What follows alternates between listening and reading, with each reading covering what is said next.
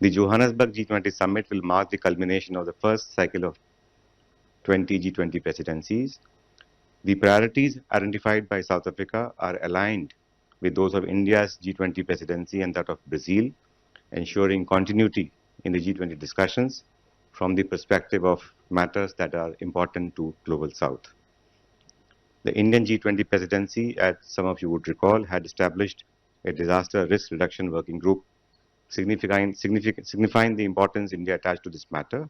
The South African presidency has carried forward the important work related to disaster risk reduction and resilience as one of the key priorities of its own presidency. Similarly, through the Task Force on Food Security, the South African presidency has carried forward the dialogue on this important challenge as well. The South African presidency has, in a way, continued focus on issues of importance to Global South.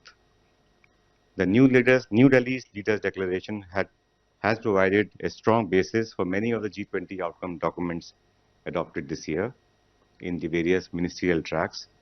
The Indian presidency's flagship priorities such as digital public infrastructure, women-led development, the action plan to accelerate progress on SDGs, as well as key outcomes of the working group from last year, including the disaster risk reduction working group and the empowerment of women working group initiated by India, have found strong resonance in the South African presidency.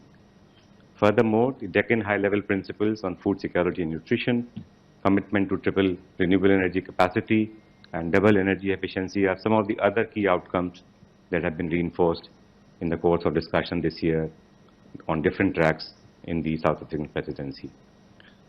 Johannesburg Summit will also conclude the successful holding of the presidency of the G20 by 4 emerging markets and developing economies of G20, namely Indonesia, India, Brazil, and now, of course, South Africa. And this has enabled all of us collectively to bring some focus or sharper focus on matters impacting the Global South.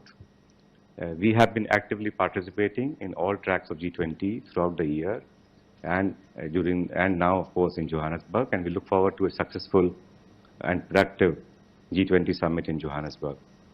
Before I conclude, let me also mention that on the margins of G20 summit, PM will be participating in the IPSA, India, Brazil, South Africa leaders meeting, as well as holding bilateral meeting with several leaders who will be present in Johannesburg.